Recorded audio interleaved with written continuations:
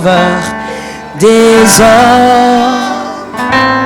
À la croix tu subis la honte pour nous délivrer de la mort.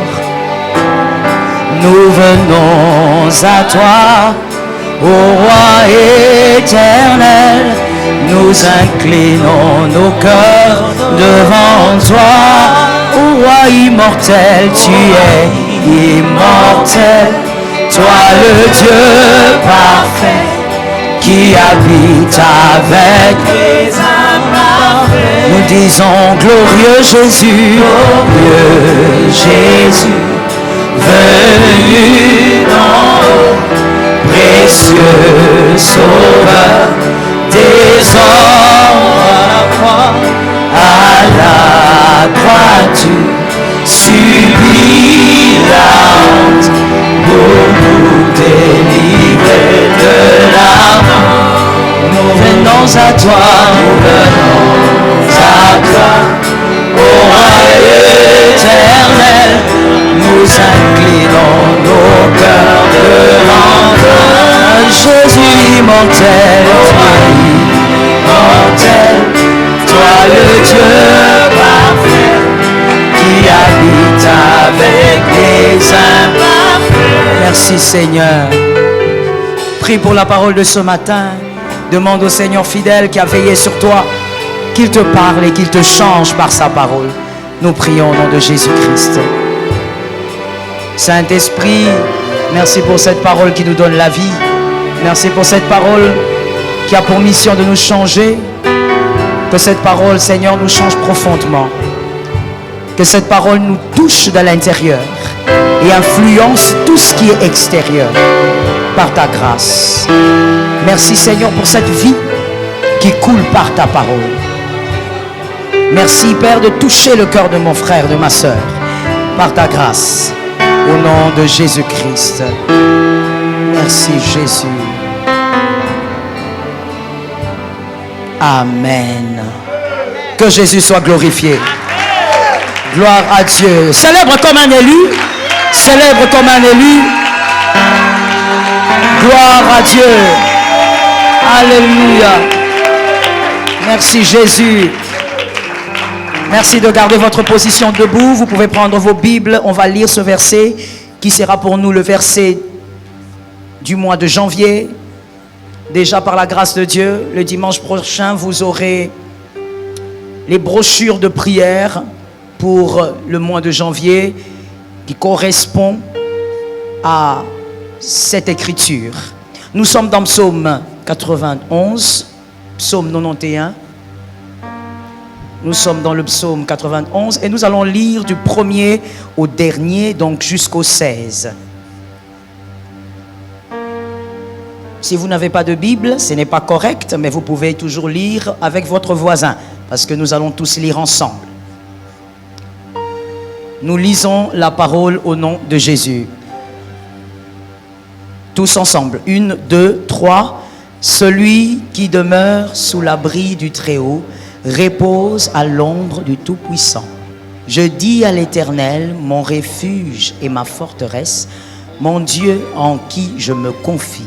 Car c'est lui qui te délivre du filet de l'oiseleur, de la peste et de ses ravages. Il te couvrira de ses plumes et tu trouveras un refuge sous ses ailes. Sa fidélité est un bouclier et une cuirasse. Tu ne craindras ni les terreurs de la nuit, ni les flèches qui volent le jour, ni la peste qui marche dans les ténèbres, ni la contagion qui frappe en plein midi. Que 1000 tombent à ton côté et 10 000 à ta droite, tu ne seras pas atteint. De tes yeux seulement tu regarderas et tu verras la rétribution des méchants, car tu es mon refuge, ô Éternel. Tu fais du Très-Haut ta retraite. Aucun malheur ne t'arrivera, aucun fléau n'approchera ta tente, car il ordonnera à ses anges de te garder dans toutes tes voies. Ils te porteront sur les mains, de peur que ton pied ne heurte contre une pierre. Tu marcheras sur le lion et sur l'aspic. Tu fouleras le lionceau et le dragon. Puisqu'il m'aime, je le délivrerai. Je le protégerai. Puisqu'il connaît mon nom, il m'invoquera et je lui répondrai. Je serai avec lui dans la détresse. Je le délivrerai, de le glorifierai. Je le rassasierai de longs jours et je le ferai de salut. Amen. Que Jésus soit glorifié. Tu as acclamé ta parole, tu as acclamé ta prophétie. La parole de Dieu est une prophétie certaine. Gloire à Jésus de Nazareth. Tu peux t'asseoir sous l'onction. Que Jésus-Christ soit glorifié. C'est donc le thème du mois. Le psaume 91, le psaume 91, c'est le thème du mois. Et comme je le disais, si le Seigneur nous prête vie, le dimanche prochain, vous aurez votre brochure de prière pour le mois. Nous serons donc en train d'utiliser cette brochure pour lire pendant les temps de culte à la maison, pendant vos moments de prière personnels. Vous allez utiliser cette brochure et lire les prières qui seront écrites. Et ça sera une bénédiction pour chacun de nous. Je suis d'accord avec toi. Et donc le thème, on va dire le sous-thème, parce que le thème c'est simplement le psaume 91. Le sous-thème de ce matin, tout dépend de toi. C'est ça le sous-thème. Tout dépend de toi. Le premier verset du livre, vous avez vos Bibles, vous pourrez m'aider. Le premier verset du livre dit, lisez le verset, celui qui demeure sous l'abri du Très-Haut repose à l'ombre du Tout-Puissant. Par la grâce de Dieu, on va simplement s'arrêter là pour aujourd'hui, puisque nous avons tout un mois pour décortiquer ce thème du mois que le Seigneur nous a donné. Personnellement, quand j'étais en train de lire cette parole, quand j'étais en train de faire des études dessus, cette parole m'a délivré. Je souhaite que ça puisse te délivrer aussi. Cette parole m'a délivré, cette parole m'a rafraîchi. Et cette parole, évidemment, comme toute parole de Dieu véritable, elle m'a montré, elle m'a révélé mon obscurité. Je prie que cette parole te révèle aussi tes obscurités. Et que la lumière du Christ puisse dissiper les obscurités. Celui qui s'aime et qui aime sa vie, évidemment qui aime aussi son ciel, à chaque fois qu'on prêche ou à chaque fois qu'il lit la Bible, il essaye de trouver où sont les obscurités de sa vie qui doivent être dissipées. Que cela soit pour toi. Donc le premier verset dit, celui qui demeure sous l'abri du Très-Haut. Très-Haut, El Shaddai, El Elyon, plutôt. Très-Haut, c'est El Elyon. En hébreu, El Elyon. Retenez ça et écrivez. Celui qui demeure sous l'abri de El Elyon repose à l'ombre de El Shaddai. El Shaddai, c'est le Tout-Puissant. Celui qui demeure à l'abri de El Elyon repose à l'ombre de El Shaddai. Demeurer ici, le mot originel qui a été utilisé, puisque c'est dans les psaumes écrits en hébreu, le mot originel qui a été utilisé est s'asseoir. S'asseoir. On dit en français demeurer. Dans d'autres versions, on dit celui qui se met. C'est assez léger, je pense. Mais le mot originel hébreu veut dire s'asseoir. Que quelqu'un me dise s'asseoir. S'asseoir. S'asseoir est une décision. Vous êtes assis parce que vous avez décidé de vous asseoir. Vous avez décidé que ce matin, vous allez venir à un culte et vous allez à un moment donné vous asseoir pour écouter la parole. S'asseoir est une décision. Que quelqu'un retienne cela. Cette décision vous revient. Voilà pourquoi j'ai dit le sous-thème de ce matin, c'était « Cela dépend ». Cette décision vous revient. Et pourtant, très souvent, il y a des situations Moi, j'ai une chaise aussi ici. Je vais l'utiliser un peu ce matin, contrairement à d'habitude, où c'est toujours toi qui es assis. S'asseoir, je disais, est une décision. Et je préfère qu'on utilise le mot originel, qui dit s'asseoir. Demeurer, c'est bien, mais je préfère s'asseoir. S'asseoir est une décision. Et on dit celui qui va s'asseoir sous l'abri de El Shaddai. De El Elyon ou El Shaddai? El Elyon. Vous me suivez très bien, c'est bien. Celui qui va s'asseoir sous l'abri de El Elyon, c'est celui-là qui va reposer à l'ombre de El Shaddai. S'asseoir est une décision. S'asseoir à l'ombre de El Elyon est une décision. Je te dis, cette parole m'a personnellement délivré, que ça te délivre aussi. Il est très difficile pour nous, enfants de Dieu, d'apprendre à s'asseoir. S'asseoir, c'est-à-dire on se met, on s'assied et on y reste. Déjà, commençons par une chose. Pour s'asseoir, il faut avoir confiance en la chaise. Il faut avoir confiance en la chaise. Mais il ne faudrait pas avoir de l'assurance. L'assurance, c'est quoi? L'assurance, c'est lorsque vous avez confiance en vous-même. Mais vous êtes assis calmement sur cette chaise, pas à cause de l'assurance, mais à cause de la confiance. Et la confiance, c'est quoi? C'est croire en quelque chose d'autre ou en quelqu'un, fermement. Vous croyez fermement en cette chaise-là. Voilà pourquoi lorsque vous êtes assis, vous me regardez. Vous ne vérifiez même pas si vous allez tomber. Vous êtes assis calmement parce que vous êtes sûr que la chaise ne bougera pas. Au fait, vous avez de l'assurance ou vous avez de la confiance? Si je peux avoir des gens qui répondent rapidement selon l'enseignement que tu captes. Vous avez de la confiance ou vous avez l'assurance? La confiance en quoi? En la chaise. Pendant ce temps où vous et moi nous sommes assis, nous ne pensons pas à nous, nous pensons à la chaise. Nous savons que la chaise est solide, voilà pourquoi nous sommes assis. Vous pouvez même croiser vos pieds à certains moments. Pourquoi vous croiserez vos pieds? Parce que vous avez confiance en la chaise. Entre autres, on ne peut pas donc s'asseoir à l'ombre de El Elyon si on n'a pas confiance en lui. Il faut avoir confiance en lui pour s'asseoir. Parce que s'asseoir demande aussi une certaine foi en celui qui est là. C'est-à-dire El Elyon. S'asseoir à l'ombre de El Elyon. Regardons un peu la parole de Dieu. Essayons de nous promener dans la parole parce que la parole s'explique elle-même. La première fois où le mot El Elyon a été cité dans la parole de Dieu, où est-ce que ça a été? Et ça va beaucoup nous aider. Où est-ce que ça a été? Quel est l'événement qui a permis qu'on puisse citer pour la première fois le mot El Elyon? On regarde dans la parole de Dieu. C'est dans Genèse 14, 18. Genèse 14, 18. Dans Genèse 14, 18, la Bible nous parle de Melchisédek. La Bible dit Melchisédek, roi de Salem, a amené le pain et le vin à Abraham. Vous vous rappelez de l'enseignement? Vous vous rappelez de l'enseignement? Dans le marathon. Il a amené le pain et le vin à Abraham. On avait dit que le pain et le vin signifiaient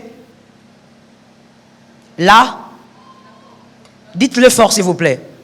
Merci ma fille. Ça signifie la communion. L'enseignement, il faut la garder. C'est l'enseignement qui transforme l'homme. Melchisédek a amené le pain et le vin à Abraham. C'est-à-dire, Melchisédek a voulu qu'il y ait communion entre lui et Abraham. Mais on dit que Melchisédek est le roi de Salem. C'est-à-dire le roi de paix. Ça vous rappelle quelqu'un? Hébreux 7.3 dit clairement. Hébreux 7.3.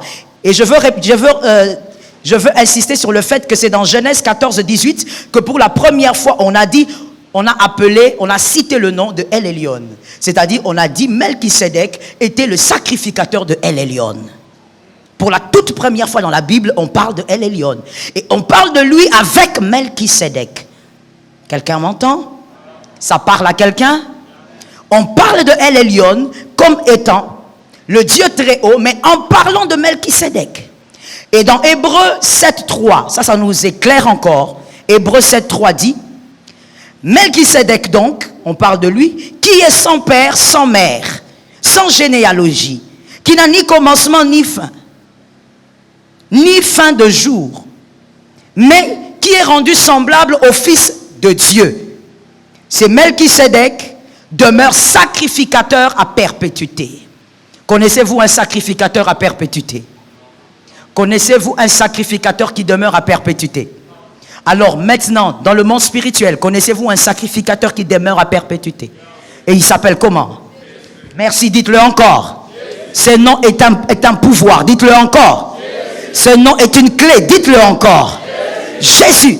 Donc en réalité, lorsqu'on a parlé de El Elyon, on a parlé de Melchisédek, on parle donc de Jésus qui lui amène la communion à Abraham, que par la communion avec Jésus, Abraham peut entrer en contact avec Dieu. Et donc, se mettre sous l'abri de El Elyon, c'est-à-dire s'asseoir sous l'abri de Christ.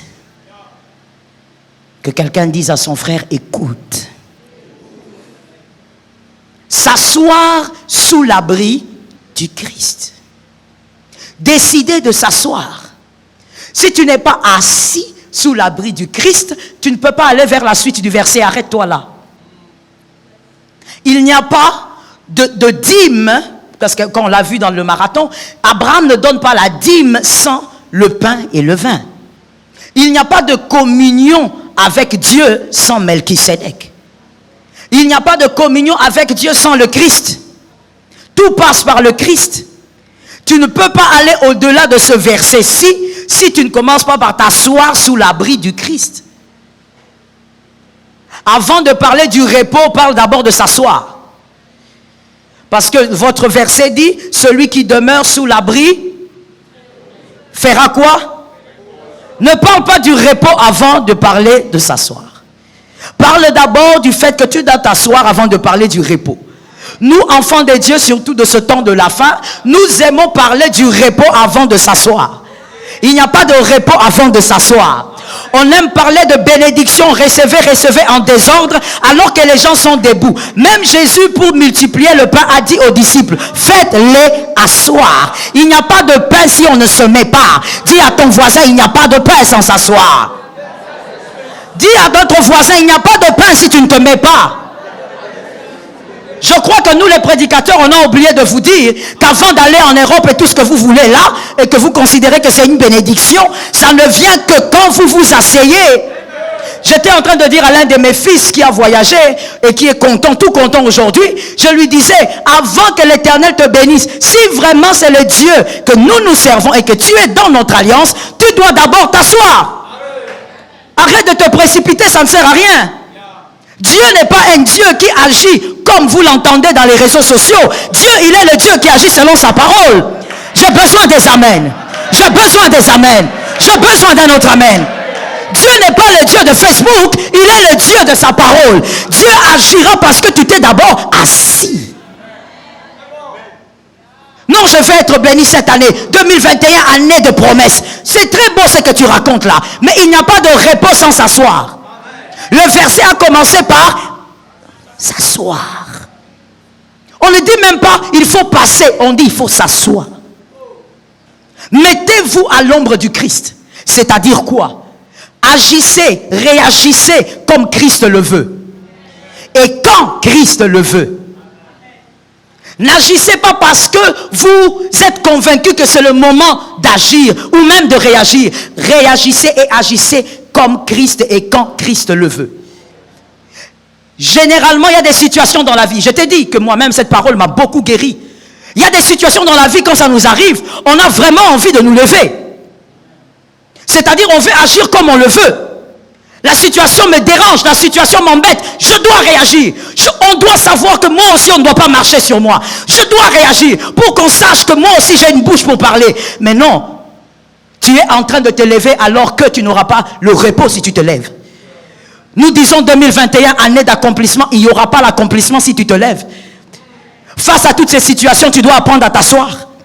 Des fois, Dieu, il y a des choses qui t'arrivent, ça te rend malade, tu as envie de réagir, tu as envie de faire quelque chose. Mais Jésus te dit, là, moi, je ne suis pas d'accord avec toi. Moi, je veux que tu te taises. Toi, tu veux parler parce que tu vois les Égyptiens. Mais Jésus dit, garde silence, je combattrai. Mon frère, ce n'est pas facile de garder silence. C'est facile de lire la deuxième partie. Il combattra pour moi. Mais avant qu'il ne combatte, tu dois d'abord garde silence.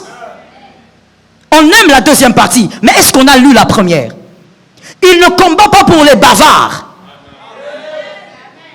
Je répète. Il ne combat pas pour les bavards. Il combat pour ceux qui savent garder silence. Et très souvent, surtout dans le mariage, c'est difficile de garder silence. Il y a quelque chose qui arrive, tu as envie de dire, non, c'est moi qui ai raison. Mais à un moment donné, tu sens le Saint-Esprit te dire, assieds-toi. Assieds-toi. Ce n'est pas ma volonté que tu parles. Tu es peut-être le chef de famille, tu as raison, mais ma volonté est que tu te taises d'abord. Tais-toi d'abord. Et tu gardes silence. Tu agis et tu réagis comme Christ le veut et quand Christ le veut. S'asseoir. C'est attaché à nos attitudes, c'est attaché à nos réactions. Je prie pas parce que je désire prier. C'est bien de prier quand vous désirez. Mais je le fais parce que Christ me voit en ce moment-là en train de prier. Il y a des situations dans la vie, quand ça vous arrive, vous dites, Seigneur, regarde comment je suis la risée de tout le monde. Je dois finalement expliquer à ces gens-ci que moi je ne suis pas n'importe qui. Que être chrétien n'est pas être muet. Mon frère, être chrétien c'est agir comme Christ. C'est apprendre à s'asseoir quand la chair te dit parle. C'est apprendre à se taire quand la chair te dit pourquoi on doit jouer avec toi. Toi aussi réagis. C'est apprendre aussi à rester à un endroit alors que tout le monde est en train d'aller vers Sodome et Gomorrhe. Toi tu restes là. Jésus te voit là, tu restes là. Les gens te disent mais pourquoi toi tu es toujours là? Monsieur Léonel, avec toutes les grâces que tu as, tu peux aussi faire comme les autres. Qu'est-ce que Jésus a dit? Je reste là. Je n'agis pas parce que je suis intelligent. J'agis parce que Jésus me conduit. J'ai besoin d'un amen. Je ne fais pas les choses seulement par mon intelligence. Je fais d'abord les choses parce que Christ me donne l'ordre. Au fait, avec Christ, selon ce verset, nous ne sommes pas des acteurs. Non. Nous ne sommes pas des acteurs. Nous ne décidons pas quand est-ce que nous devons agir et quand est-ce que nous devons parler. Nous recevons les ordres de Christ parce que nous devons demeurer, parce que nous devons nous asseoir. Tu es à l'AENA, pourquoi? Il faut que tu le saches. Pourquoi? Parce que ça fait des années que tu es là et que tu ne vois pas où aller? Parce que tu te sens bien ici? Ou c'est parce que tu es entré dans cette dimension où tu fais des choses parce que Christ te voit à un endroit? Pourquoi tu veux changer de travail? Parce que Christ veut que tu changes? Ou parce que tu penses qu'il faut que tu vives comme tes amis?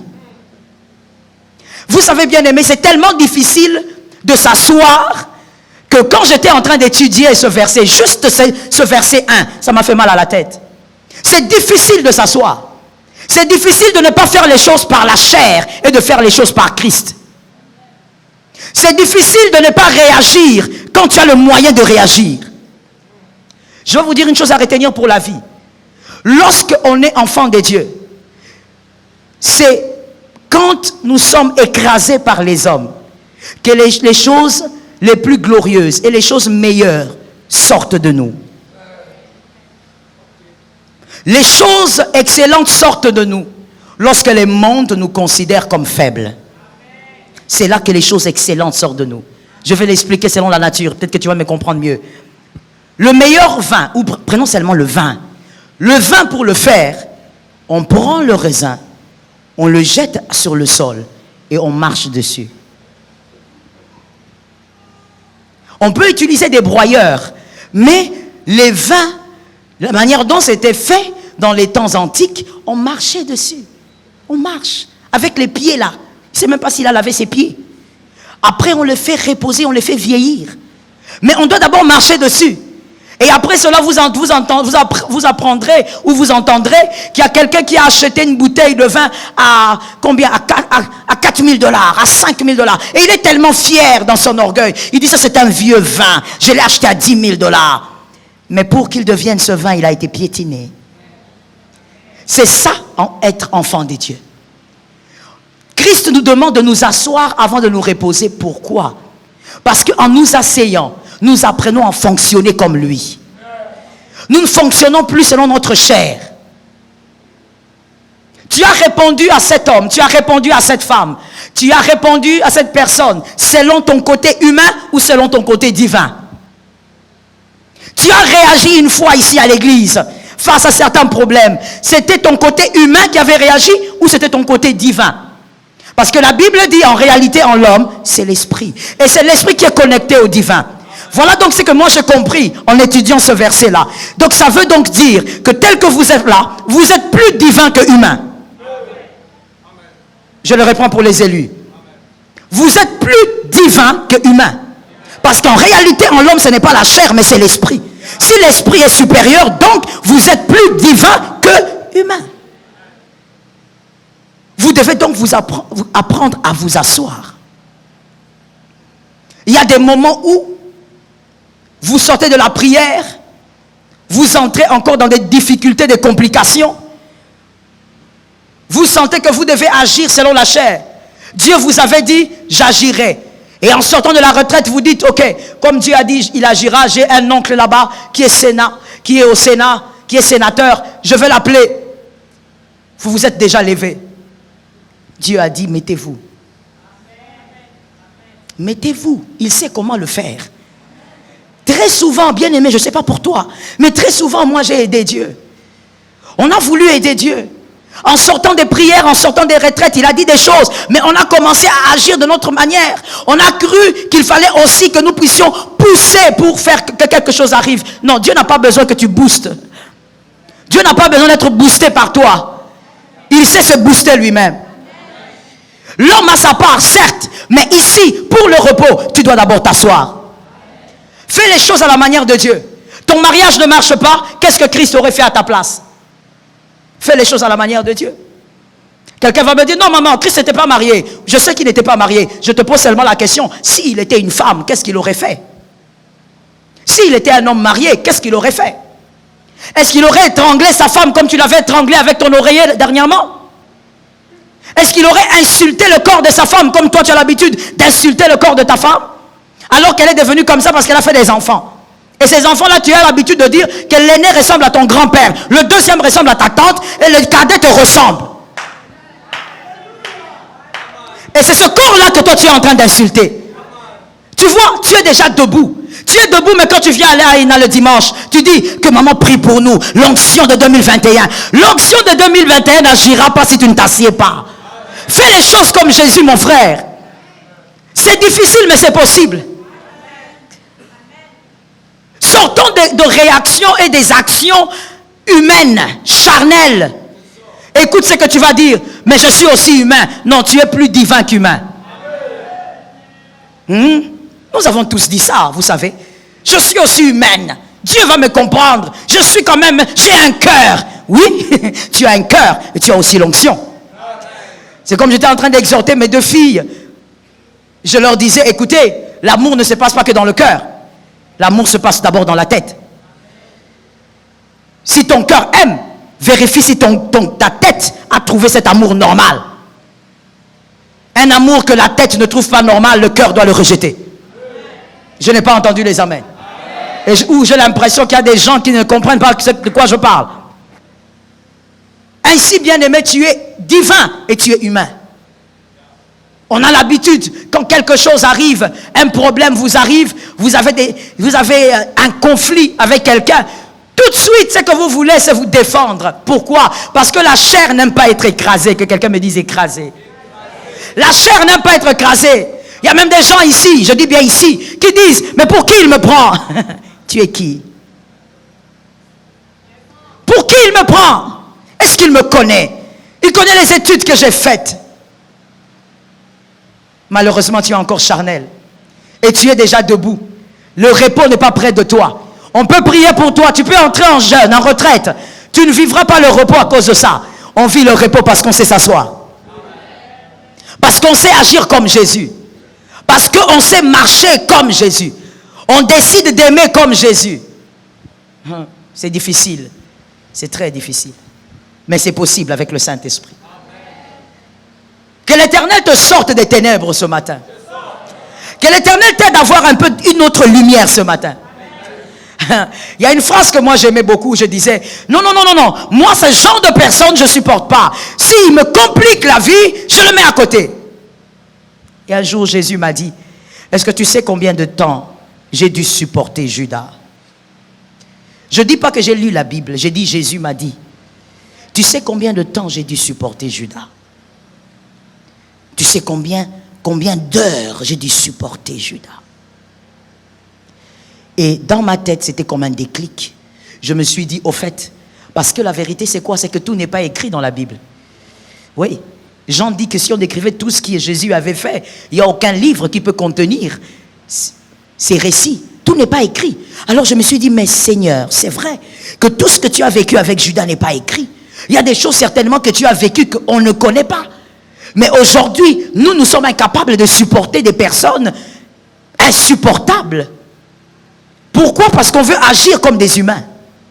Alors que nous sommes aussi divins. Apprendre à s'asseoir et apprendre à réagir comme Jésus. Amen. Tu es chrétien, c'est bien, mais va au-delà. Aujourd'hui, je suis en train de te parler à toi. Tu es chrétienne, c'est bien, mais va au-delà. Réagis comme Jésus. Ne te limite pas à me dire que je suis chrétien. On peut être chrétien et crier comme un dragon. Réagis comme Christ. Agis comme Christ. Qu'est-ce que Christ attend de toi aujourd'hui? Tu t'es un jour posé la question. Vous savez comment nous fonctionnons? Voici comment nous fonctionnons. Nous nous levons le matin. Nous nous lavons, en tout cas pour ceux qui sont corrects. Nous nous lavons, nous nous brossons les dents. On prend le petit déjeuner pour ceux qui prennent. Et après on dit, bon, aujourd'hui je dois faire ci, je dois faire ça, je dois sortir, je dois. Au fait, nous planifions notre journée comme si tout était à nous et comme si nous étions les gestionnaires de nos vies. Qui aujourd'hui s'est levé le matin en demandant à Jésus, qu'est-ce que tu veux que je fasse pour toi ce matin? Qui s'est réveillé aujourd'hui en disant, qu'est-ce que Dieu attend de moi aujourd'hui? Qu'est-ce qu'il attend de moi? Même dans ce culte, qu'est-ce qu'il attend de moi? Qui? Non, nous vivons par nous-mêmes. Nous faisons les choses comme nous voulons et nous attendons le repos. Nous disons, Seigneur, le miracle. Seigneur, ceci. Or, il y a certains repos qui réclament de s'asseoir. Si tu ne parles pas, tu n'agis pas comme Christ, il y a certains repos qui ne t'atteindront pas. Et là aussi, j'ai eu comme un déclic, j'ai compris. C'était très clair devant mes yeux.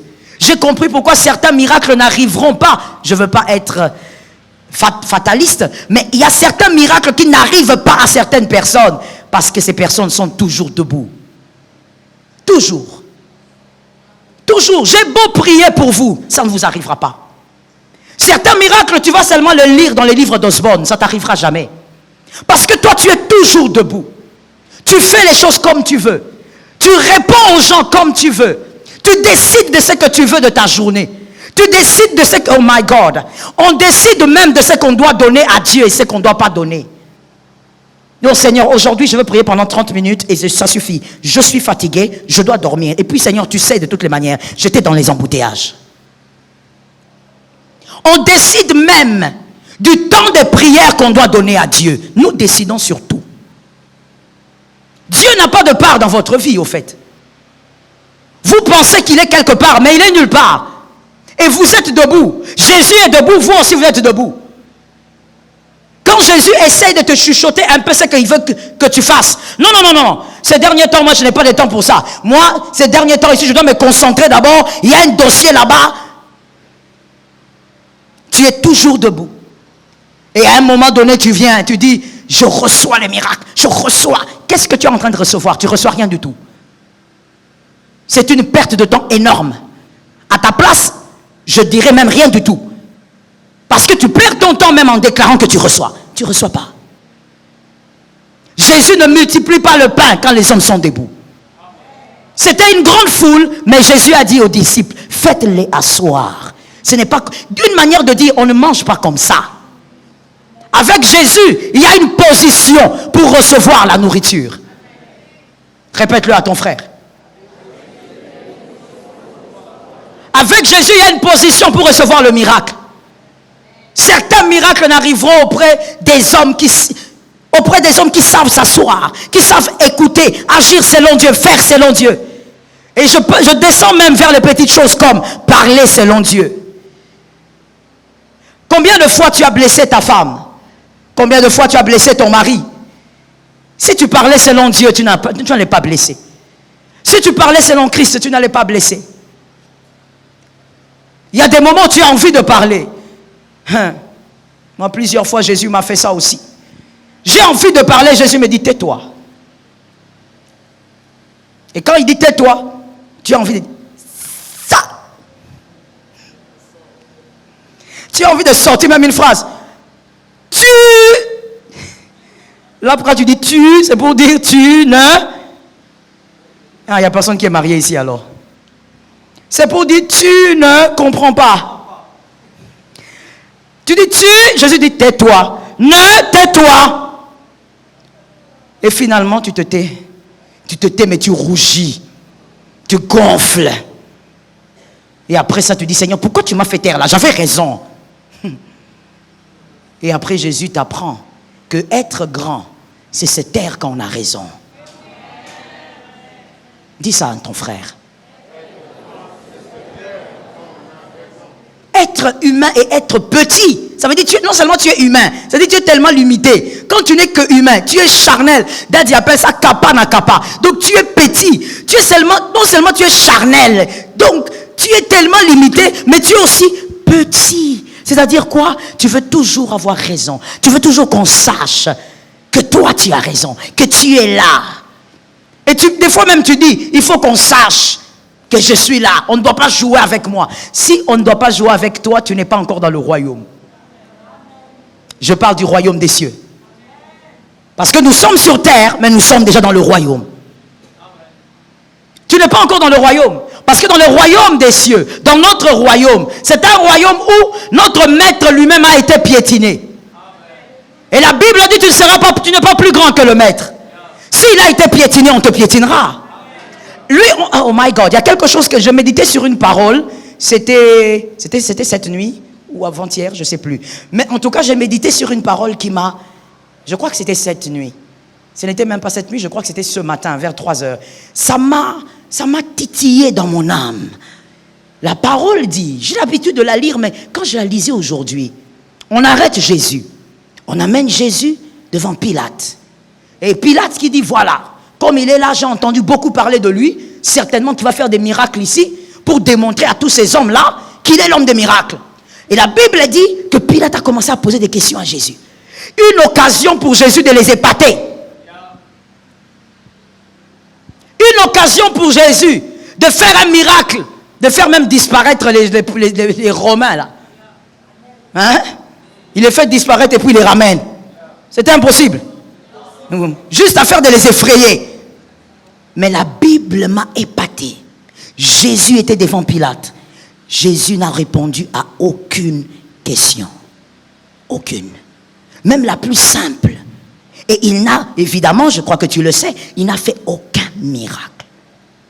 Donc, dans notre royaume, quand on se tait, c'est en ce moment-là qu'on devient grand. Praise the Lord. Quand on se tait, on devient grand. Non, pas quand on se tait en boudant, en gonflant, ou on se tait en sortant ici. Non, c'est quand on accepte la position d'humilité. C'est là qu'on devient grand. Et j'ai compris maintenant encore une fois, une autre facette de ce verset. L'humilité précède. Tout celui qui se rabaisse, Jésus amplifie son nom. Ça tombe sur quelqu'un. Ça tombe sur celui qui a compris. Tout celui qui se rabaisse, Jésus amplifie votre nom. Pendant que vous êtes dans l'humiliation, que vous considérez que tout le monde vous écrase, vous vous posez la question, Seigneur, où est-ce que tu es? Ce que vous ne savez pas, c'est que pendant ce moment Jésus amplifie votre nom. Et vous verrez toujours la différence entre les hommes humbles et les hommes orgueilleux. L'homme humble arrivera sur le sommet par la grâce de Dieu. Et il arrivera au sommet, il sera acclamé par tous. Mais l'homme orgueilleux va fournir beaucoup trop d'efforts. Mais alors que malgré les efforts, tu as les pas de tortue. Voilà pourquoi moi je donne toujours un conseil gratuit aux hommes comme aux femmes. Sur terre, mon frère, c'est vrai que tout a un prix. C'est vrai qu'il faut apprendre à payer les prix pour devenir ce qu'on veut devenir. Mais attention, lorsqu'on commence à trop travailler et qu'on n'a pas les résultats d'autant de sueur, vous êtes dans la malédiction. Je reprends la phrase, parce que ça doit entrer dans ton âme. Et le sorcier qui veut t'envoûter doit te lâcher et qu'il te permette d'écouter. Je dis ceci, lorsque vous travaillez beaucoup, lorsque vous fournissez beaucoup d'efforts, vous-même vous réalisez que vous travaillez beaucoup, alors que vous n'avez pas les résultats qui correspondent à votre sueur, sachez que vous êtes sous la malédiction. Avec Christ, nous travaillons, mais la faveur facilite les choses. Ça tombe sur quelqu'un. La faveur facilite les choses. C'est-à-dire, vous arrivez même à un point où vous commencez à récolter là où vous n'avez pas sémé. C'est ça la faveur. À votre travail, la grâce vient y ajouter une chose glorieuse qui vous permet de saisir même ce que vous n'avez pas demandé. Mais quand vous commencez à trop fournir d'efforts, mais quand vous regardez les résultats, des résultats médiocres, celui qui a travaillé pendant 1 heure a plus de résultats que vous, alors que vous avez passé une nuit blanche. Frère, tu es sous la malédiction. Aujourd'hui, déclare que tu dois sortir de là. Et donc, on se met sous l'abri de El Elyon. Celui qui décide. Regardez ce qu'il dit dans Jean 5, 17. Jean 5, 17. Il dit, mais Jésus lui répondit, mon Père agit jusqu'à présent, moi aussi j'agis. J'ai aimé cette phrase. Parce qu'il a commencé d'abord par dire, mon Père. Il n'a pas dit, moi j'agis. Non, il a dit, mon Père agit. Et il a ajouté, moi aussi. C'est-à-dire, j'agis comme il agit. Mon modèle, c'est mon Père. Ah, j'aime votre manière de comprendre la parole. Mon modèle, c'est mon Père. Je n'agis pas parce que je peux. Je n'agis pas parce que je suis le Fils de Dieu. Mais j'ai un modèle. Je fais les choses par rapport au Père. Si Christ a le modèle comme son Père, quel est ton modèle? Merci, dis-le fort. C'est Jésus. C'est-à-dire donc, mon frère, en réalité, maintenant vous allez comprendre plus facilement si vous voyez les choses sur cet angle. Même par rapport à l'habillement, vous allez comprendre facilement comment vous devez vous habiller et comment vous ne pouvez pas vous habiller. Vous n'allez pas aller jusqu'à croire que la Bible dépend des continents. La Bible ne dépend pas des continents. Elle est Bible en Afrique, en Asie, en Amérique, en Europe. Elle est Bible. Non, tu es ici au Congo, tu portes des pantalons bien là, mon frère. Tu arrives là-bas à Paris, tu commences à porter des pantalons comme si tu as un problème avec tes mollets. Le pantalon arrive jusqu'ici en bas. Finalement, où est ton tronc? Ton tronc exactement. Tu connais les troncs bien? Non, les troncs. C'est où? Mais ici à Kinshasa, je ne t'ai jamais vu porter ce genre de pantalon. Mais quand tu arrives à Paris, c'est comme si la Bible a changé de forme. Il n'y a pas une Bible pour les Africains et une Bible pour les Parisiens ou une Bible pour ceux qui sont à Washington. Bible, la parole de Dieu reste la parole de Dieu. Où que vous soyez, la parole reste authentique. Moi, je connais des fils ici. Ici, on te prêche. Tu es fiancé, tu n'embrasses pas. Qui ne connaît pas ça? Pourquoi tu me regardes comme ça? Tu connais ou tu ne connais pas? Alors dis que tu connais. Quand tu es fiancé, tu ne fais pas quoi? Regarde comment les célibataires là n'ont rien dit. Tu es ensorcelé. Et celui qui t'a ensorcelé est déjà mort. Maintenant, qui va t'enlever cette sorcellerie? Quand on est fiancé, on n'embrasse pas. Non, maman, c'était là-bas, quoi ça? À la prédote là-bas, il fallait maintenant faire un baiser. Quel baiser? Sorcier. Quand tu es fiancé, tu n'embrasses pas. Mais quand tu vas voyager, tu vas, je ne sais pas, à Los Angeles, arriver là-bas, tu crois que tu es devenu je ne sais pas qui. Parce que tu as changé de milieu.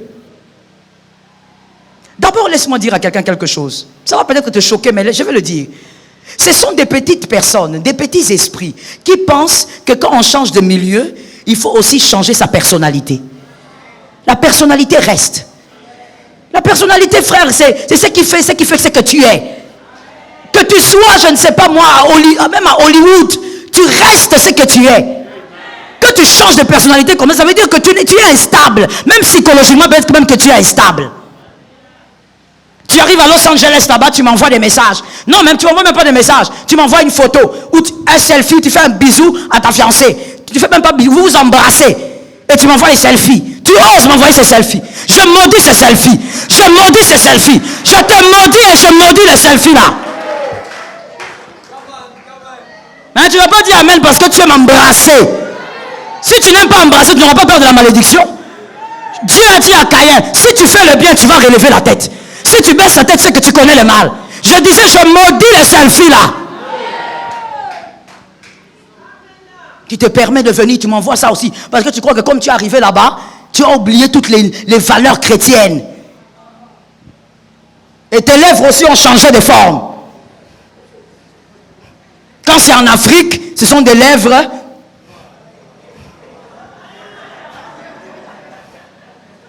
Tu crois que la parole de Dieu s'adapte. Tu dis non maman, ici les choses sont différentes. Hein? Les choses sont différentes.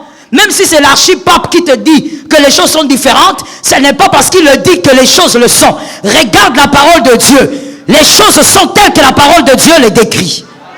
J'ai besoin d'un amen. J'ai besoin d'un amen. Un amen gonflé correct. Dieu, on les respecte où qu'on soit. Est-ce que quelqu'un m'entend bien? Bien-aimé, tu ne te comportes pas comme Christ le veut. Tu ne sais pas t'asseoir. Pourquoi? Parce que toi, tu as quitté. Oh God. Je mets un point. Si je continue, je vais être suspendu. Apprends donc à t'asseoir et à réagir comme Christ. À agir comme Christ. Que ce soit dans le mariage, que ce soit en dehors, que ce soit avec tes frères. Vous savez, je suis fatigué d'une chose. Et le Seigneur m'a beaucoup enseigné dessus en me disant, il faut être patiente, Joël. Il faut être patiente. Je prie, je dis, Seigneur, donne-moi la patience. Je suis fatigué de ceci. Il n'est pas normal que tu écoutes la parole de Dieu, que tu sois dans une église locale, mais que tu aies une vie très différente de tout ce que tu entends. Ce n'est pas normal. Comment tu fais pour écouter la parole de Dieu? Ça ne te change pas. Es-tu converti ou tu es païen? Bon, si tu es converti, comment le Saint-Esprit qui nous change tout doucement, petit à petit, nous tous, comment toi il ne t'influence pas? Comment la parole qui sort ne te change pas? C'est comme ça que vous verrez, à l'église les gens sont différents. Quand vous allez dans leur maison, ils sont différents. À l'église, les femmes, quelle politesse, quelle gentillesse. Comme si elles avaient fait un tour au ciel, elles sont rentrées avec la gentillesse de l'ange Gabriel. Quand elles vous saluent, bonjour pasteur. Le sourire reste. Elle est debout en train de vous saluer. Mais quand vous écoutez ce qui se passe dans la maison, quand vous écoutez ce qui se passe dans leur foyer, comment elle insulte son mari, comment elle humilie son mari tous les jours. Mais à l'église, on a pris un gros titre, on lui a donné diaconesse. C'est pourquoi là, dans ma campagne, je laisse les gens sans titre. Je n'ai pas entendu, tu n'as pas dit amen, hein? Que tu ne dises pas amen, que tu dises amen. C'est moi qui mets les titres ici. Je laisse les gens comme ça. Je vous dis la vérité. Hein? Je te laisserai, tu vas moisir comme ça. Si toi tu attends que moi je te nomme ancien diacre, tu vas, frère, change l'église. Parce qu'il y a des gens, tu portes un gros titre, mais quand on voit ta vie, là, quand tu vis avec tout le monde, quelle honte! Quelle honte! C'est toi la maman diaconesse qu'on appelle diaconesse, qui ne connaît même pas comment est-ce que tes filles gèrent leur menstru. Tu sais rien. Tu ne parles jamais avec tes filles. Tu n'as pas le temps pour tes filles. Toi, tu es concentré seulement quand tu viens ici à l'église. C'est seulement à l'église où tu embrasses les jeunes sœurs, tu embrasses les frères. Oh oui, mon fils. Toi, ton fils est mal ici. Ton fils biologique là, il est comme un chèque de façon. Ton fils biologique ne ressemble à rien. Toi seulement le fils à l'église. Nous ne voulons pas nous asseoir, mais nous voulons rester debout. Nous voulons que Dieu nous bénisse debout. Nous voulons faire les choses par nous-mêmes. Le calendrier de cette année, qui l'a fait? C'est toi ou c'est Christ qui l'a fait? Moi je demande ce que tu as décidé de faire. Hein? Quand je parle du calendrier, je parle de ce que tu as décidé de faire cette année. Qui a décidé? C'est toi ou c'est lui? Tu as tout un planning tel que tu es là. Qui a décidé? Qui l'a fait avec toi? Tu oses même dire, cette année ici vers mars, je vais voyager. Frère, tu risques de faire un crash. Il faut avoir peur de Dieu. Hein? Dis à ton voisin, il faut avoir peur de Dieu. Non, tu n'as pas peur de Dieu. Tu fais des projets monter dans les airs sans Dieu. Tu n'as pas pitié de toi-même. On n'a confiance à ces pilotes-là. Ces pilotes-là, maman. Il va faire un AVC là-bas. Je vous dis la vérité, ça sera terrible. Ça sera terrible. L'homme est petit. L'homme est infiniment petit. Je me rappelle encore quand il y a un voyage que j'avais fait l'année passée. C'était l'année passée? Non, l'année d'avant. L'année d'avant. Je devais quitter d'un état à un autre. Je crois que c'était 6 à 7 heures de vol. Alors, pendant qu'on était dans l'avion, moi, je me suis dit, bon, c'est un vol pas trop long, 7 heures, ça va, c'est passable. À un moment donné, il y a eu des zones de turbulence, des trous d'air. Ça fait la première fois, résistance. Deuxième fois, résistance. Troisième, j'ai entendu quelqu'un derrière moi. Allah! Je dis alléluia, il a appelé Allah, moi aussi, Jésus! À côté de moi là-bas, je ne sais même pas ce qu'il avait dit. Je ne me rappelle pas. 5 à 6 personnes ont commencé. Papa, on a commencé. Chacun a commencé à invoquer son Dieu. Après un moment, je me suis dit, oh, mais qu'est-ce qui s'est passé? C'est juste un trou d'air. Qu'est-ce qui nous arrive? L'homme est tellement infiniment petit. Tu sais, il y a des moments où Dieu, des fois, il bouge seulement une petite chose pour te montrer que tu es petit. Tu es petit. Tu sais que quand l'avion s'est stabilisé, nous-mêmes, on a commencé à se regarder. On s'est regardé comme des petits fous. Et puis, il y avait des gens à côté qui me demandaient, ça va? Moi aussi, je disais, ça va? Il y a même un monsieur qui était là, il était très gentil, il m'a dit, je vous voulais un peu d'eau? Il dit, oui, donnez-moi un peu d'eau. J'ai besoin d'un peu d'eau. Quand on est descendu de cet avion, il faut voir comment on regardait le pilote là quand il était... Comme il était à la porte, il est en train de nous dire au revoir. Qui a regardé ce... Moi, j'ai pris seulement mon cadet, regardez, ton allé me tuer aujourd'hui. C'est pas qu'au Congo, là-bas, j'ai laissé des enfants. Hein?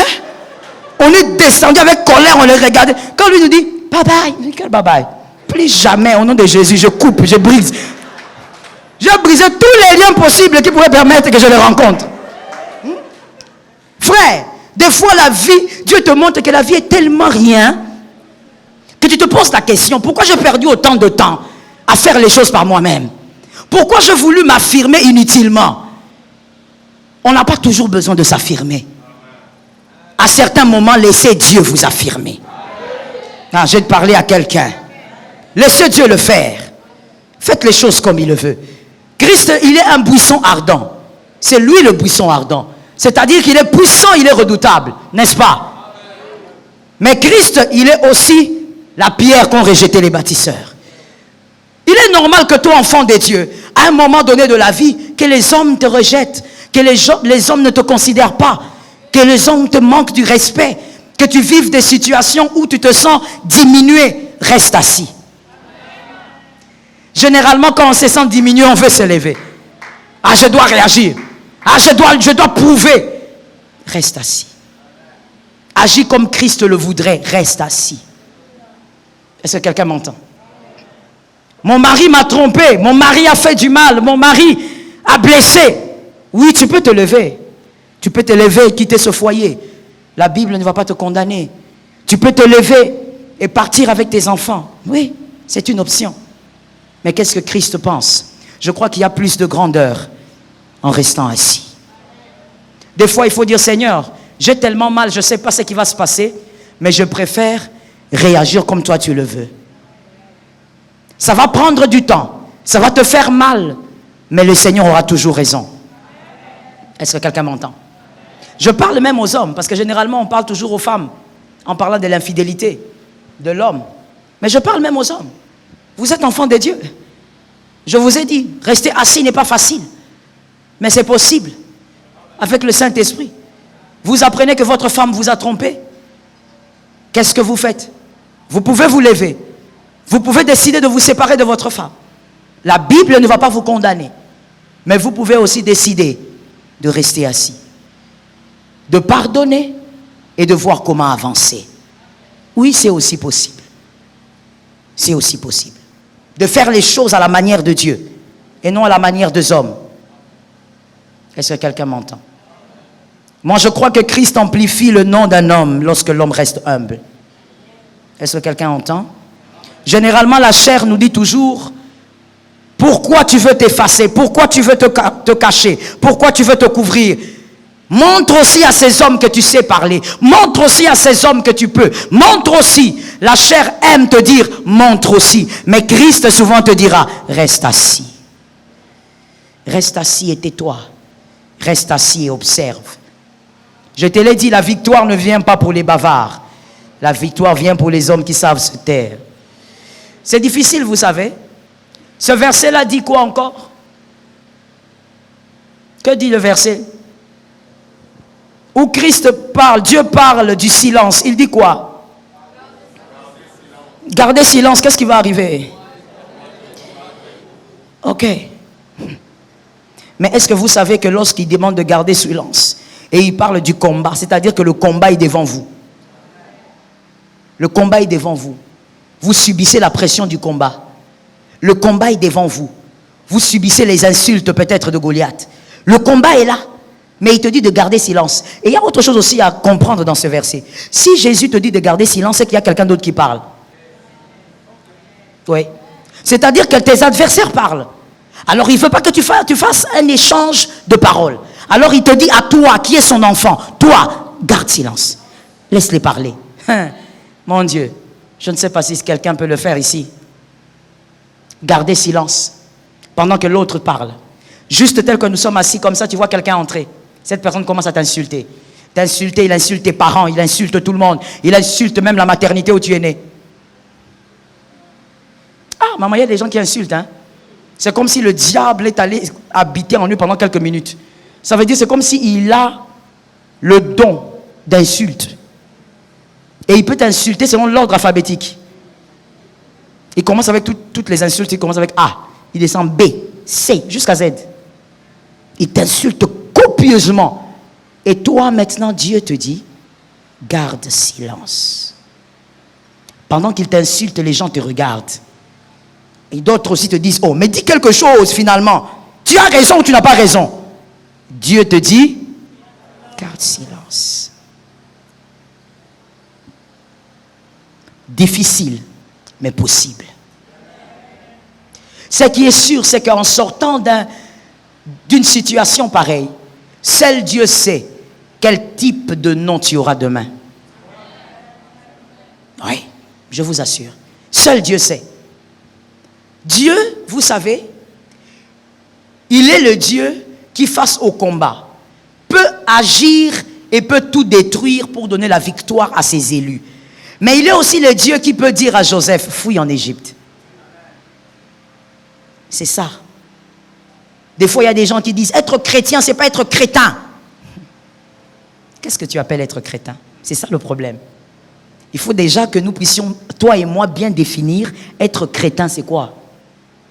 Et pour toi, être chrétien, c'est être humble, c'est être capable de se taire quand on a raison. Être crétin, c'est quoi? C'est accepter d'être écrasé. C'est ça pour toi être crétin? Si c'est ça pour toi être crétin, c'est qu'en Christ, nous acceptons d'être crétins. Parce que c'est le passage obligé qui permet d'abord une formation, un aiguisement correct, intrinsèque, et qui permet aussi que nous puissions avoir des grands noms dans l'avenir. Dieu n'est pas seulement le Dieu qui ouvre la mer rouge en deux. Il est aussi le Dieu qui dit à Joseph, fuis en Égypte. Tu crois vraiment que Dieu ne pouvait pas faire un miracle? Il est aussi le Dieu qui peut dire, prenez le bébé, cachez le bébé dans le Nil. Mais tu es Dieu, pourquoi je dois cacher? Pourquoi ne peux-tu pas simplement agir? Il est aussi le Dieu qui te demande de te cacher. Il peut agir, mais il veut aussi que tu apprennes à te cacher. Que le Seigneur nous fasse grâce. Et la deuxième partie maintenant du verset parle de quoi? Allez-y. Repose où? Mais pourquoi les femmes, quand vous parlez à basse voix? Parlez fort, non? Repose à l'ombre du Tout-Puissant, à l'ombre d'El Shaddai. El Shaddai, le Tout-Puissant. Repose à l'ombre du Tout-Puissant. J'ai aussi aimé ce que j'ai découvert. j'ai fait la même chose. La première fois qu'on a cité le nom d'El Shaddai, donc le Tout-Puissant, c'était dans les Pentateuques, évidemment. Dans les Pentateuques, plus précisément dans le livre de Genèse. Dans le livre de Genèse 17, 1. C'est là où pour la toute première fois on parle d'El Shaddai. Au verset 5 exactement. Genèse 17, verset 5. On parle d'El Shaddai. Le Tout-Puissant. Mais il s'agissait de quoi? Il s'agissait d'Abraham. Dieu est venu dire à Abraham, tu ne t'appelleras plus Abraham, tu t'appelleras Abraham. C'est-à-dire, tu t'appelleras le père de la multitude. Que quelqu'un me dise une multitude.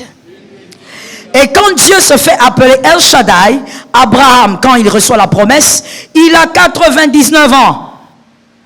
Il a 99 ans. Donc, le Dieu tout-puissant qui sait reposer les hommes, il est le Dieu d'abord qui accepte les hommes qui ont été capables de s'asseoir. Ok? Et donc, il devient maintenant tout-puissant. Il entre dans la dimension où il est tout-puissant. Et là, il se manifeste dans la Bible d'Abraham parce qu'il avait déjà 99 ans, il n'avait pas d'enfant. Et il lui dit, je suis El Shaddai. Je suis le Dieu tout-puissant. Je suis le Dieu de la ménopause. Oh, j'acclame moi-même le Seigneur. Je suis le Dieu de la ménopause. Je suis le Dieu des choses impossibles. Je suis le Dieu des choses difficiles. Non, difficile c'est encore pour les humains. Les choses impossibles. Je suis le Dieu des choses qui changent, oh my God, et qui amènent des célébrations là où les célébrations ne pouvaient pas arriver. Il est El Shaddai, j'ai aimé ça. Il n'est pas El Shaddai avant, mais il est El Shaddai dans la ménopause d'Abraham. Il se manifeste comme El Shaddai. Il lui dit, même dans ta ménopause, là, tu es le père des multitudes. Seigneur, je n'ai pas encore un enfant. Toi, tu me parles de plusieurs. Oui, je suis le Dieu qui donne plusieurs dans la ménopause. Ça tombe sur quelqu'un au nom de Jésus. Ça tombe sur les élus au nom de Jésus. Il est le Dieu qui accorde plusieurs alors qu'un n'a pas commencé. Alors que tu n'as pas encore commencé avec le chiffre 1, il te promet déjà le chiffre 1000. Le Dieu d'Israël. El Shaddai. Il dit, dans ta ménopause, dans ta situation chaotique, tu ne peux plus regarder Sarah, mais moi je te donnerai plusieurs. Il est le Dieu de ton repos quand tu as su t'asseoir. Ah, fils de Dieu, enfant de Dieu, sortez un peu de ces enseignements diaboliques. Tu ne peux pas recevoir le repos si tu n'as pas su t'asseoir. Ne pense pas que quand tu viens à l'église, on te bombarde avec les je reçois. C'est que tu as vécu quelque chose. Tu ne vas rien vivre si tu ne t'assieds pas. Il est le Dieu des miracles pour les hommes qui savent s'asseoir. Et il est le Dieu des grands miracles. Voilà pourquoi je te disais au début, j'ai compris en étudiant ceci, pourquoi certaines personnes ne vivront jamais certains miracles. Malgré leur amour pour Dieu, ils sont incapables de réagir comme Dieu. Ils sont incapables de parler comme Dieu. D'agir quand Dieu attend qu'ils agissent. De se taire quand Dieu attend qu'ils se taisent. Ces personnes ne pourront pas vivre des grands miracles. Ces genres de miracles, dans la dimension de El Shaddai, ce sont des miracles pour les hommes qui ont appris à s'asseoir. La chair te dit, c'est fini, c'est trop. On a trop blagué avec toi. Mais Christ te dit, et tu attends. Et là, tu entres dans la dimension du repos. Tu es dans le repos, pourquoi? Parce que ce qui te tourmente a déjà une solution. Pas auprès de toi, mais auprès de Dieu. Que quelqu'un dise à son âme, la solution est donc garantie. Je ne t'ai pas entendu. Que quelqu'un dise à son âme, la solution est donc garantie. Ok. On va faire ceci et tu vas regarder, tu vas essayer de comprendre. J'ai ce mouchoir que je dépose sur cette chaise. Et à un moment donné, j'ai besoin d'un mouchoir. Mais la chaise est juste derrière moi. Il me suffit de faire quoi pour avoir le mouchoir? De me retourner. Mon problème, mon besoin, la solution est déjà... La solution est garantie. Je peux être là en train de pleurer, mais pourquoi je n'ai pas de mouchoir? J'ai chaud, tout ça. Mais la solution est déjà garantie. Elle est là. Il n'y a même personne qui se bat avec moi pour l'avoir. Et c'est comme ça que ça se passe quand Dieu devient le Dieu tout-puissant dans ta vie. C'est-à-dire, même si tu n'as pas la chose entre tes mains, la chose est déjà garantie. Lorsque Dieu vient dans la vie d'Abraham, il est en train de lui dire, tu n'as pas encore un enfant, mais tu as déjà 1000. Et même au-delà de 1000. Si tu veux voir les dieux des choses impossibles, ne viens pas ici pour que je t'impose les mains. N'entre pas en retraite en prière. Vous savez, c'est vraiment sans méchanceté que je veux casser quelque chose. Ce n'est pas en allant crier à la montagne. Dieu, donne-moi l'onction. Que Dieu va te donner l'onction des paralytiques qui s'élèvent et autres que tu recherches. Pour vivre ces choses, assieds-toi. Aime Dieu comme il veut que tu l'aimes. Agis comme Dieu. Fonctionne comme Dieu. Les miracles vont t'accompagner. Est-ce que quelqu'un m'entend bien? Lorsque je suis en train de lire des fois les livres de certains hommes d'onction, la plupart d'entre eux, ce n'est pas quand ils sont entrés en retraite qu'ils ont vécu de grands miracles. Ce n'est pas quand ils sont entrés en jeûne 24 jours qu'ils ont vécu de grands miracles. L'obéissance à Dieu, vivre comme Dieu le veut, crée les miracles. Est-ce que quelqu'un m'entend bien?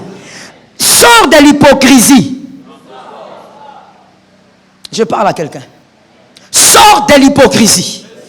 Arrête d'être quelqu'un d'autre ici et d'être une autre personne chez toi. Sois un enfant de Dieu. Ce qu'on fait ici, ce n'est pas du théâtre. Sois un enfant de Dieu. Vis comme un enfant de Dieu. S'il y a quelque chose qui te tourmente encore, prie que Christ t'aide. Mais fonctionne comme Jésus veut. Tu vas vivre le miracle de la ménopause. Alors que le temps est déjà passé, Jésus va ramener le temps en ta faveur. Ah, ça tombe sur moi-même au nom de Jésus. Alors que le temps s'est déjà écoulé, Jésus va ramener le temps en ta faveur. Sarah ne pouvait pas avoir d'enfant. C'est ça même le sens de ces miracles. Le temps était écoulé. La ménopause est arrivée. God, plus de menstrues. Le temps est passé. Elle a même oublié ces choses-là.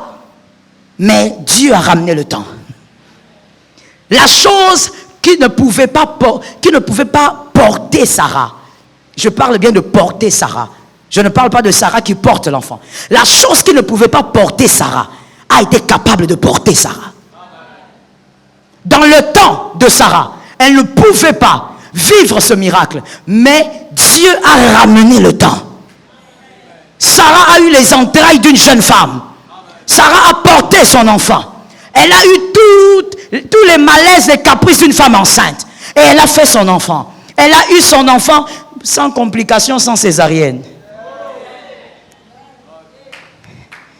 J'en profite pour déclarer au nom de Jésus. Si tu veux encore avoir d'enfants, fais des enfants sans césarienne, sans complications. C'est bien, il faut recevoir ça pour ta femme. Il y a des hommes qui pensent qu'ils ne peuvent pas recevoir ça. Il faut prendre ça pour ta femme. Le monde spirituel, c'est les deux. Sarah a mis au monde. À quel âge? Oh my God. Merci. 90 ans. Elle a quelle forme une femme pareille?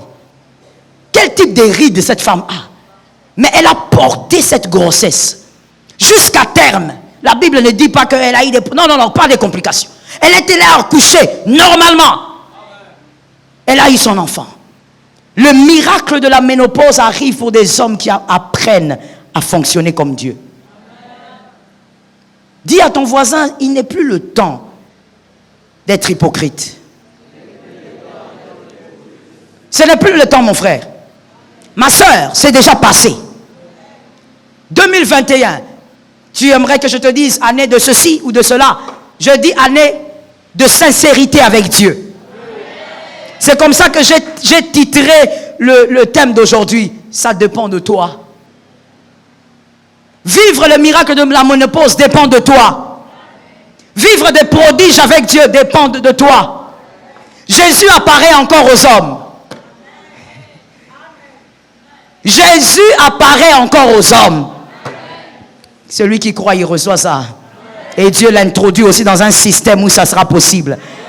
Jésus apparaît encore dans la chambre des gens. Toi, ta chambre, c'est seulement la chambre des maris de nuit. Ta chambre, c'est seulement des femmes de nuit. Tu dors là, c'est là que toi, tu vois dans tes rêves l'actrice là, en train de te tripoter. Toi, ta chambre, c'est seulement la chambre des maris de nuit et des femmes de nuit. C'est que tu ne sais pas qu'il y a des chambres, pendant que toi, tu reçois des maris de nuit, des chambres qui reçoivent Jésus de Nazareth. Jésus apparaît dans les chambres. Jésus vient révéler les destinées des gens. Hey God, hein? Pendant que tes enfants sont en train de pleurer, maman, cauchemar, il y a des enfants qui prophétisent. Déjà à 5 ans, ils prophétisent. Hey, toi tu es en train de jouer. Jésus est un Dieu réel, mon frère. Tu vois ce qu'on fait ici, c'est pas du théâtre. Je ne suis pas en train de tenir le micro parce que je veux faire plaisir à quelqu'un. Je te parle de ce que tu dois devenir. Est-ce que quelqu'un m'entend? C'est comme ça que je t'ai dit tout à l'heure. Cette prédication m'a guéri moi-même. Je me suis dit, oui Seigneur, tu as raison. Je dois apprendre à me calmer, à faire les choses comme tu le veux. Je dois apprendre à fonctionner comme tu le veux. Je dois apprendre à agir quand tu veux me voir agir. Même quand je crois avoir la réponse, si Jésus tu dis tais-toi, je dois me taire. Parce que Jésus agit encore. Jésus apparaît encore. Jésus peut entrer dans ta chambre et puis il commence à te bercer. Il te chante des chansons. Tu dis, oh Jésus c'est toi qui chantes, c'est moi qui chante pour toi. Non, il n'envoie pas un ange. Nous ne sommes pas dans l'ancienne alliance. Nous ne sommes pas dans l'alliance des miettes. Nous sommes dans l'alliance des pains. C'est Jésus qui vient lui-même. C'est lui qui est mon sauveur. Ce n'est pas l'ange Gabriel. Ce n'est pas l'ange Michel. C'est Jésus qui est mon sauveur. C'est lui qui entre dans ma chambre. Lord Jesus. Il entre dans la chambre et il te dit, attention, regarde là où tu mets les pieds. Quand tu regardes comme ça, tu vois un serpent. Et tu tues le serpent. Jésus apparaît encore. Est-ce que quelqu'un entend bien? Tu dors comme ça, tu sens quelqu'un te tapoter. Tu te lèves, tu regardes, tu crois que c'est ton mari ou ta femme. Tu dis chérie, il dort. Chérie, il dort. Mais qui m'a tapoté? L'homme de Galilée. Ce n'est pas le sorcier du quartier. Ce n'est pas le sorcier, oh my God. Je parle aux élus. Ce n'est pas le sorcier de famille. Il n'a même pas de place dans mon espace. Mais Jésus de Nazareth. Parce que tu as appris à t'asseoir. Jésus aime celui qu'il aime. C'est un Dieu très émotionnel. Il aime celui qu'il aime. Jésus rapproche celui qu'il aime. Plus tu l'aimes, plus il te rapproche. Et tu commences à vivre le surnaturel. Est-ce que quelqu'un m'entend bien? Tu commences à vivre le mystère des dieux. Un jour, je ne sais pas ce qui s'est passé. Moi, je faisais quelque chose. Je ne sais même plus quoi. Et puis, à un moment donné, j'ai vu seulement l'une de mes filles spirituelles qui était à la maison. Je l'ai vue seulement en train de partir dans une pièce là-bas avec des yeux un peu rouges. Je dis, mais qu'est-ce qu'elle a? Ah, pourquoi elle a les yeux rouges? Parce qu'il faut faire attention hein, avec les filles. Quand elles ont des yeux rouges, il faut un peu les surveiller. Il faut l'appeler, viens ici. Alors j'ai laissé d'abord, je dis, mais qu'est-ce qu'elle a? Après un moment, on me dira qu'il y avait un service prophétique qui s'est passé au garage, dans mon garage. Je dis, ah bon, celui-ci est passé au détecteur des mensonges, ou comme vous voulez. Il a été criblé sérieusement, prophétiquement, par un enfant. Elle avait quel âge? Elle avait à l'époque 8 ans. Sérieusement, avec les détails et les paroles de connaissance sur sa mère.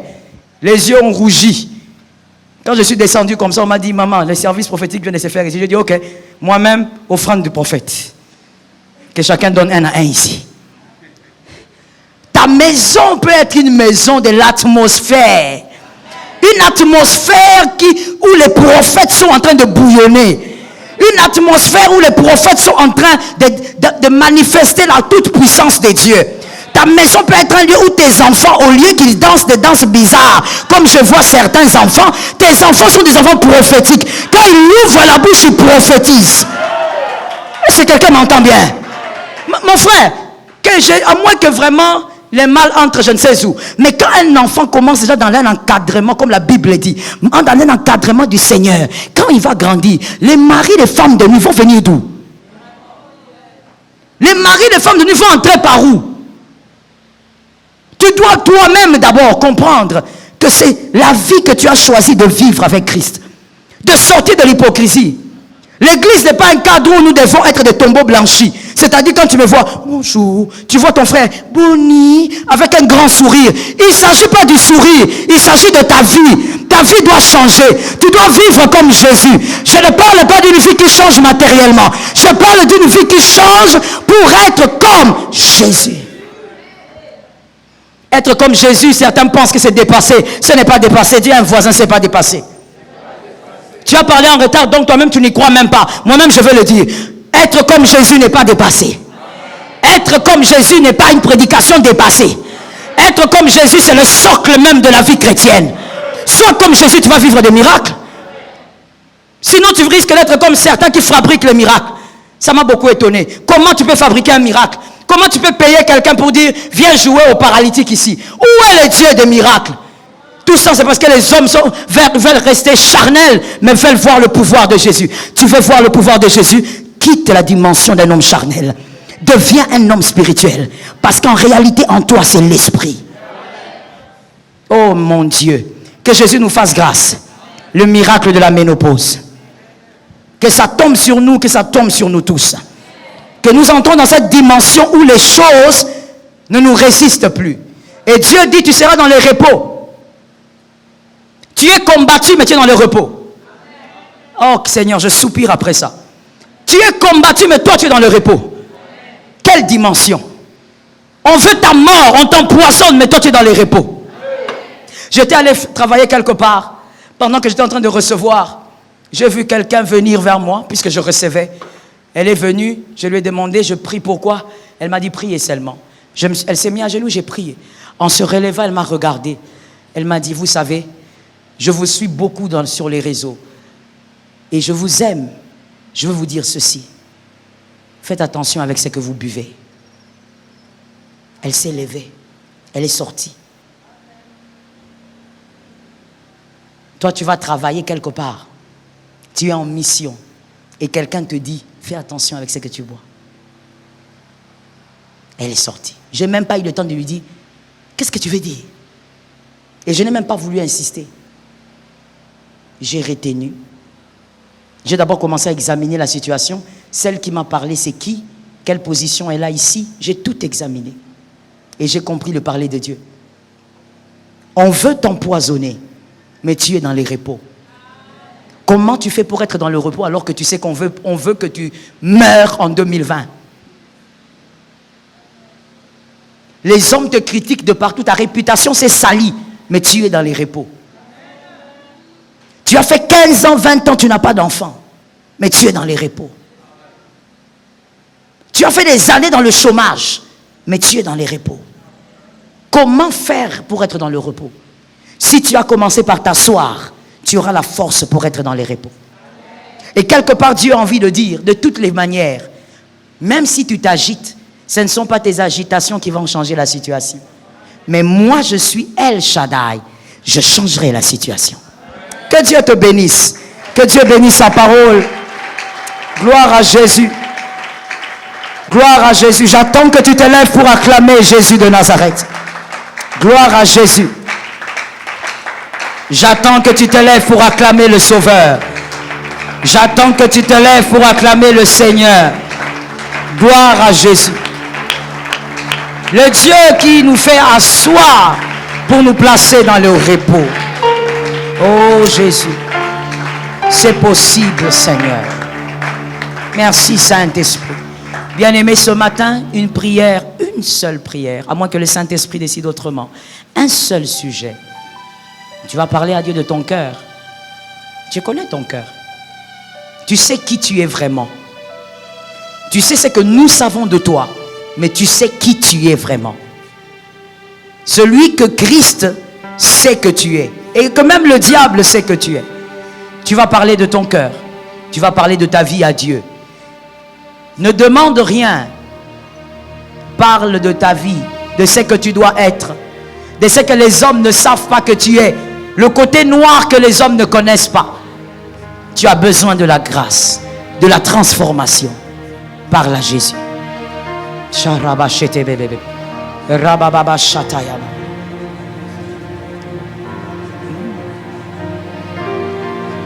Mon Dieu, plus près de toi, plus près de toi,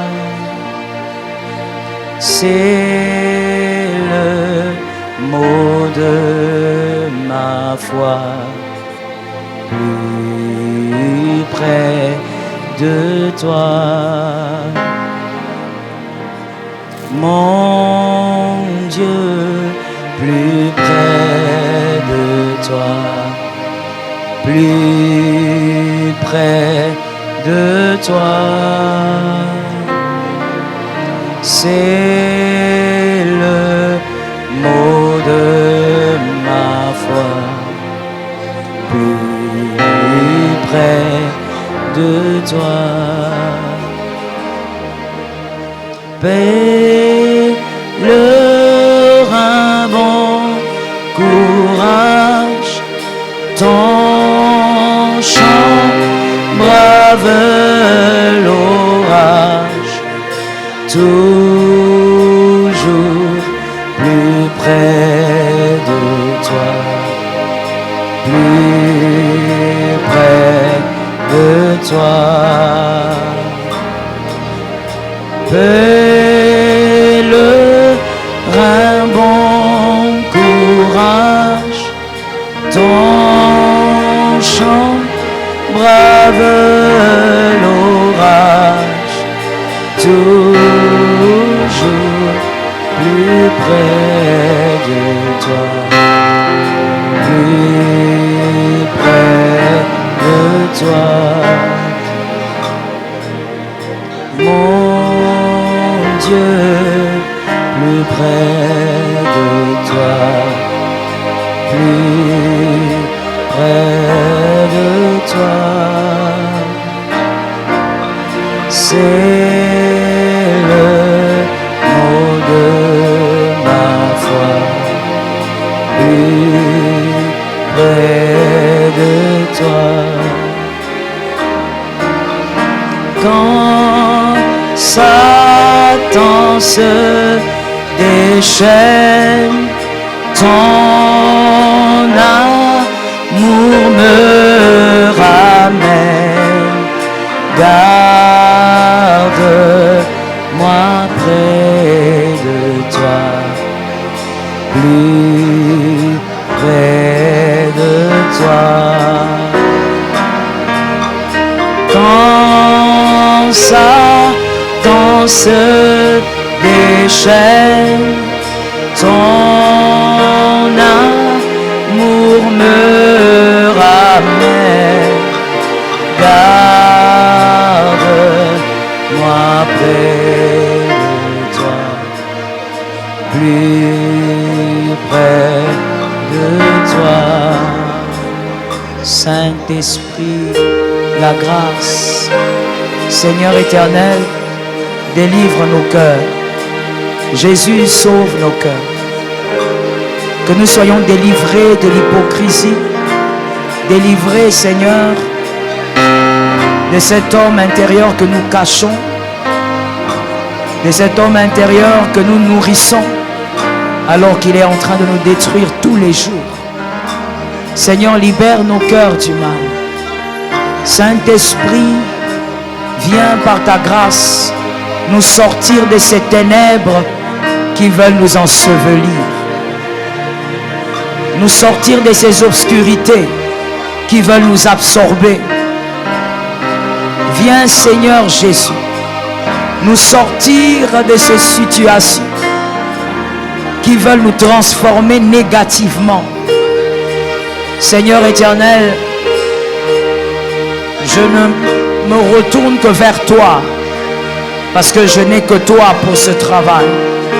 Il n'y a que toi qui peux travailler mon cœur de manière profonde. Il n'y a que toi qui connais même le mal qui vit en moi et que moi j'ignore. Il n'y a que toi qui sais voir le mal que je suis en train de nourrir et qui me détruit. Seigneur, délivre mon cœur. Jésus, sauve mon cœur. Transforme-moi, Père, tous les jours à ta ressemblance, transforme-moi. Les dieux fidèles, que je m'éloigne de ce que le diable est en train de placer autour de moi pour m'attirer. Que je m'éloigne, Seigneur, des friandises du diable. Éloigne-moi, Jésus. Éloigne-moi, Seigneur. Préserve-moi du mal. L'année nouvelle que tu m'as accordée, Jésus, aide-moi à être meilleur. L'année nouvelle que tu m'as accordée, sois fier de moi. Je veux simplement que tu sois fier de moi cette année. En regardant tout ce que tu m'as donné comme responsabilité, que tu sois fier de moi. Que Seigneur Jésus, cette année soit une année où tu m'aides, Père, à accomplir les choses selon ton cœur. Selon ton cœur, selon ton cœur. Selon ton cœur. Aide-moi à faire les choses selon toi. Aide-moi, Seigneur, à capter les informations célestes et à agir, à réagir selon toi. Par ta grâce. Seigneur éternel, j'invoque ton nom ce matin. Je n'ai que toi de toutes les manières. Il n'y a que toi qui peux vraiment régler ce problème complètement. Il n'y a que toi qui peux vraiment toucher ce problème à fond et terminer avec. Il n'y a que toi, Seigneur, qui vois les larmes qui coulent lorsque je me sens vulnérable face aux obscurités. Viens, Seigneur éternel, et délivre-moi du mal. Viens, Jésus, et délivre-moi du mal. Saint-Esprit, Esprit supérieur, viens me délivrer du mal. L'agneau de Dieu, nous avons besoin de cette grâce. Nous avons besoin de ton appui, Saint-Esprit. Nous avons besoin de cette main puissante. C'est par la grâce, Jésus. C'est par la grâce. Père éternel, je m'appuie sur elle. Je m'appuie sur elle pour y arriver. Je m'appuie sur toi, Jésus. Le fait seulement de savoir que toi tu es là et que tu n'as jamais menti, que tu ne m'as jamais abandonné, ça me rassure. Ça me rassure. Je me sens solidifié, Seigneur, en moi-même. Et j'ai plus de force, plus d'énergie pour te présenter mon sort. Je sais que tu es là. Je sais que tu es là. Saint-Esprit, le Dieu qui fait grâce.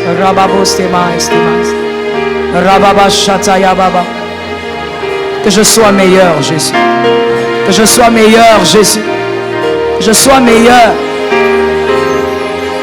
par ta grâce. Puissant de Jacob. Puissant de Jacob. Puissant de Jacob. Oh, Jesus, your mercy. Jesus, your mercy. Jesus, your mercy. Seigneur éternel, délivre du mal. Je refuse au nom de Jésus. Je refuse d'être un tombeau blanchi. Je refuse. Délivre du mal. Délivre du mal. Merci Seigneur. Merci Saint-Esprit. Bien-aimés, le même sujet va continuer. Si vous êtes venus en famille, regroupez-vous en famille. Priez pour que Dieu vous rende meilleur. Vous êtes venus en couple, tenez-vous la main à deux. Priez pour que Dieu rende meilleur votre couple, mais qu'il vous rende vous-même aussi meilleur. Faites-le avec votre âme. Ne soyez pas superficiel dans la prière. Ne soyez pas distrait non plus. Si vous êtes venu seul, alors nous allons simplement continuer à dire au Seigneur, Seigneur, je veux que tu me rendes meilleur. J'essaye par moi-même, mais je n'y arrive pas. Saint-Esprit, rends-moi meilleur. Et s'il y a un mal particulier, il y a un vice particulier que tu reconnais qui est en train de te ronger tous les jours, tu parles de cela devant Dieu. Jésus est fidèle. Parle à Dieu. Que les familles prient ensemble. Que les couples prient ensemble.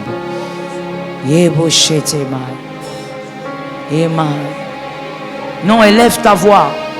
Élève ta voix.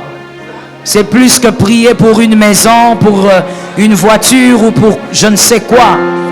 Prie pour une transformation. 2021, que ça soit ton année de transformation. Si tu as besoin d'une délivrance, dis à Dieu, Seigneur, je veux vivre ma délivrance cette année.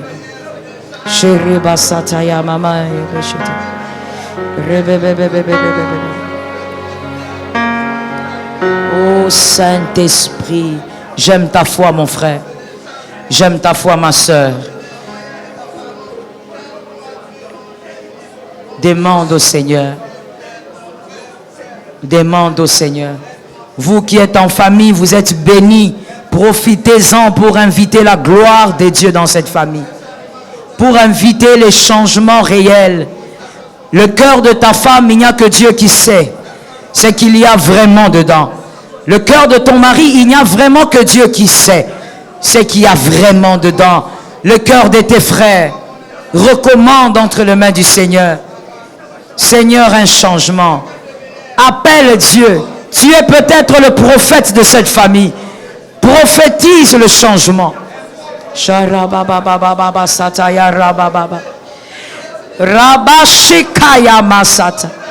J'aime ta foi. T'aimer encore. T'aimer chaque jour un peu. T'aimer encore. T'aimer chaque jour un peu. Que ton amour bouillonne en moi et qu'un jour ça change toute ma vie. T'aimer encore, t'aimer chaque jour un peu. Jésus, t'aimer encore, t'aimer chaque jour un peu. T'aimer encore, t'aimer chaque jour un peu. Que ton amour bouillonne en moi et qu'un jour ça change toute ma vie. T'aimer encore, t'aimer chaque jour un peu. T'aimer encore, t'aimer chaque jour un peu. T'aimer encore, t'aimer tous les jours un peu. Et que ton amour bouillonne en moi et qu'un jour ça change toute ma vie. T'aimer encore, t'aimer chaque jour un peu. Sois le prophète de ta famille. T'aimer encore, t'aimer chaque jour un peu. T'aimer encore, t'aimer tous les jours un peu. Que ton amour bouillonne en moi et qu'un jour ça change toute ma vie. T'aimer encore, t'aimer chaque jour un peu. Que ton amour bouillonne en moi et qu'un jour ça change toute ma vie. T'aimer encore, t'aimer chaque jour un peu. Je veux t'entendre prophétiser. T'aimer encore, t'aimer chaque jour un peu. T'aimer encore, t'aimer tous les jours un peu. Et que ton amour bouillonne en moi et qu'un jour ça change toute ma vie. T'aimer encore, t'aimer chaque jour un peu. Rababostabos. T'aimer encore, t'aimer Jésus un peu. T'aimer encore, t'aimer chaque jour un peu. Que ton amour bouillonne en moi et qu'un jour ça change toute ma vie. T'aimer encore, t'aimer chaque jour un peu. Que ton amour bouillonne en moi et qu'un jour ça change toute ma vie. T'aimer encore, t'aimer chaque jour. Que ton amour bouillonne en moi et qu'un jour ça change toute ma vie. T'aimer encore, t'aimer chaque jour un peu. Que ton amour bouillonne en moi et qu'un jour ça change toute ma vie. T'aimer encore, t'aimer chaque jour un peu. T'aimer encore, t'aimer chaque jour un peu. Oh, je t'aimais Jésus tous les jours. T'aimer encore, t'aimer chaque jour un peu. Que ton amour bouillonne en moi et qu'un jour, ça change toute ma vie. T'aimer encore. Sharababo Semais. Sharababo Samais. Rebababa Sataya. Shete Mama Sataya. Rabababa Sataya. Rababa Shata. Ramama Sataya Babo. Shite Mama. Rebaba Sataya. Shete Mama Rababose. Shite Manebo Seta. Jésus. Ramama Sata. Shete Mama Rababo Sata.